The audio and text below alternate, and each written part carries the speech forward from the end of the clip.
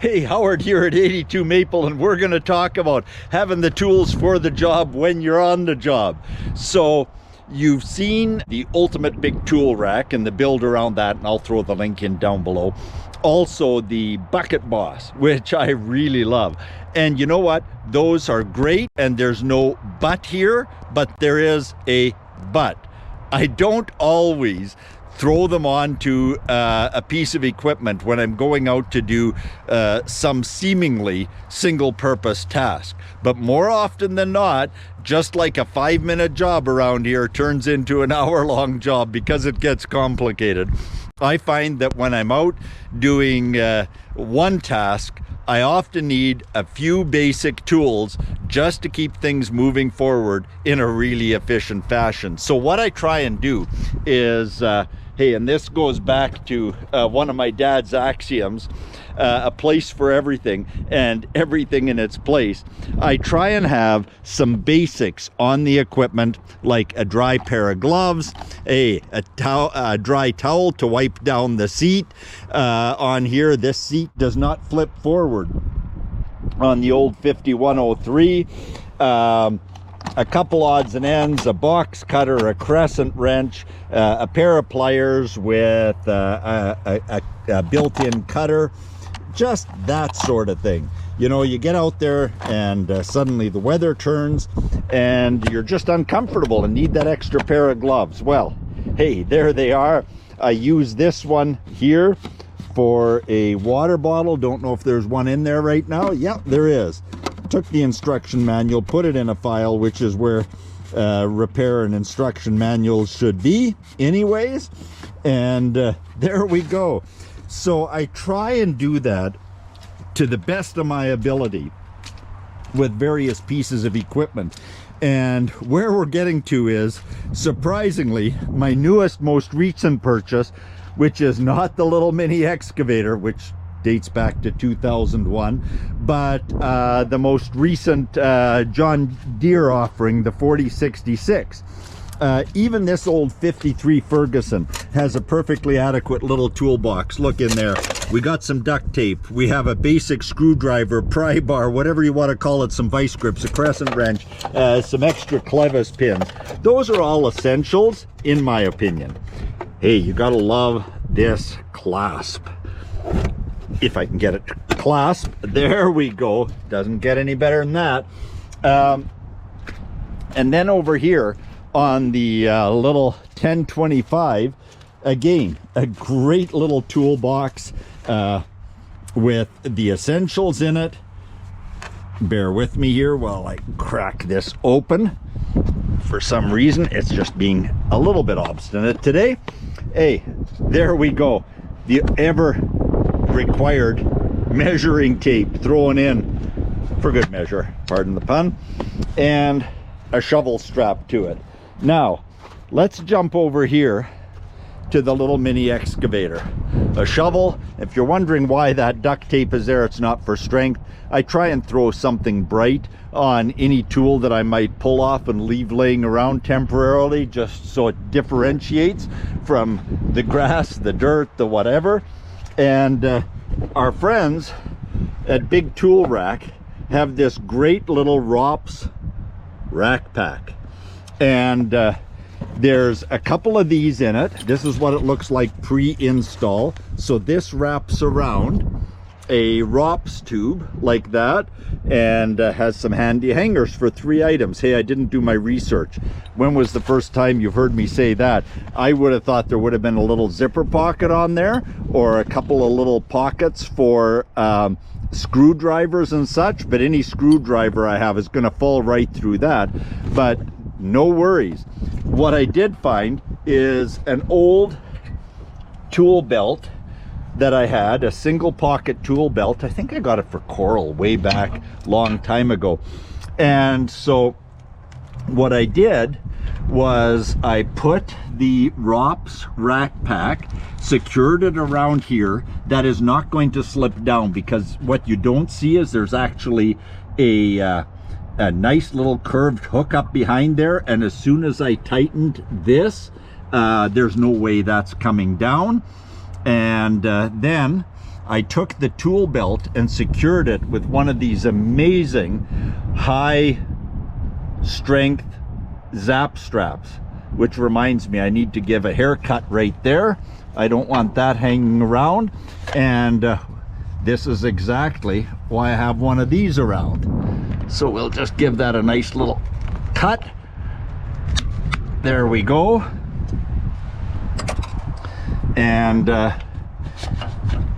I secured this little tool belt, and so inside the tool belt I've got 2 sizes of nails down in there, my measuring tape, some fence staples down in here, a box cutter, a cutter, pair of pliers, and this little guy here, which is absolutely invaluable for cleaning out around grease nipples when I'm greasing the machine. Dirt gets down into some of the cavities where the grease nipples are, and I can clean that out. And always, always, always a hammer, and brightly identified so I can find it after I lay it down, and as well as the requisite crescent wrench and duct tape. The big tool rack comes with some of these little flexible wire clips, and so that duct tape is not going anywhere, and half of that stuff used to be laying down over there. That's my redneck bottle holder, and I can now pick up the bottle. It's probably empty, but that's normally where I would carry a water bottle, hanging right in there. So this machine is relatively well equipped. If I need anything more than I've got here, well, you know what? I have bigger issues and I need to go for the big tool rack or the Bucket Boss. Down here on the floor, I have a wrecking bar, a couple of chains.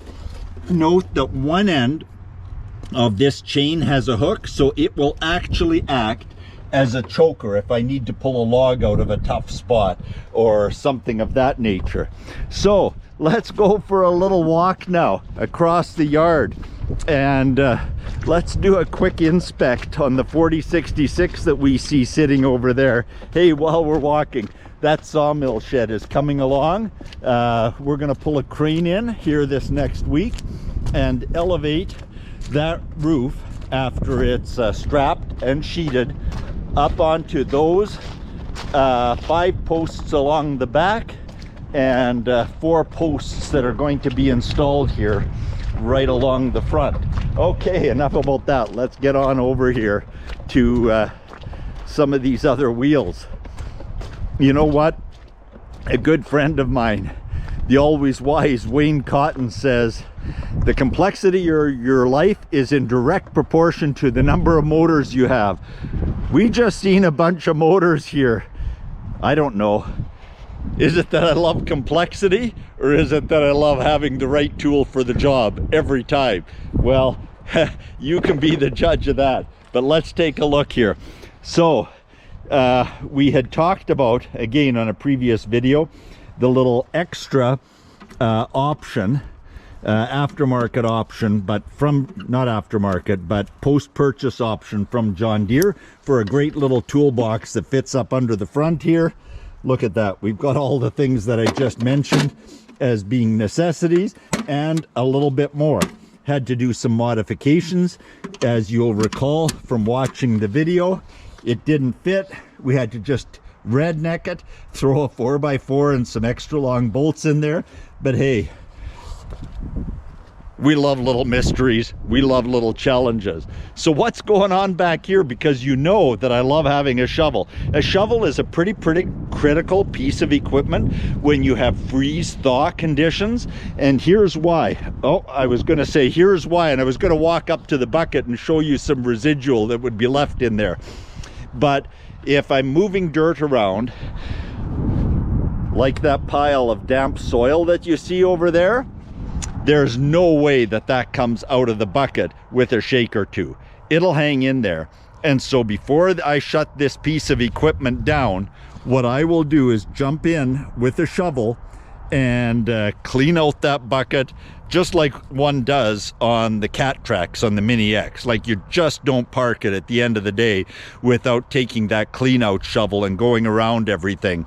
and moving that dirt, because if the temperature drops from thaw to freeze, you're hooped. And that bucket, it'll be at half the capacity because there's a bunch of leftover dirt sitting in corners and along the back. So a shovel, like, that is the most important tool in my mind in thaw freeze conditions. Even this blade becomes less than efficient if I'm blading some dirt and then park it. There'll be frozen dirt right along the entire cutting edge surface of the blade, and it'll accumulate in little pockets like that. But of all the pieces of equipment I've got, there's no place to park that blade. So I've got some tools, and the floor is in part occupied by that chain. I keep my extra pair of gloves. I've got a tape measure in there. Not that I don't always have one in the pocket. I have a couple of zap straps sitting over there. I've got something to clean my window glass and brush a little snow off it if I need it.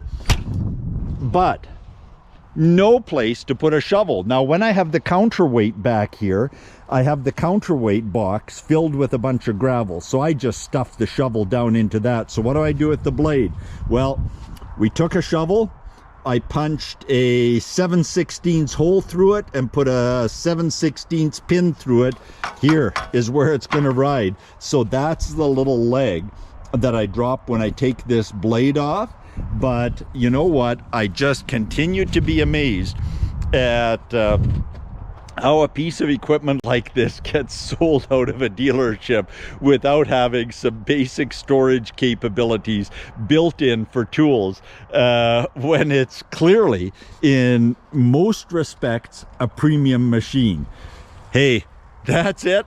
That's the extent of my little rant for the day, and hope you enjoyed it. Let me know what you do to keep the necessary tools flying in formation and at your fingertips when needed. Thanks for being part of the journey. Talk soon.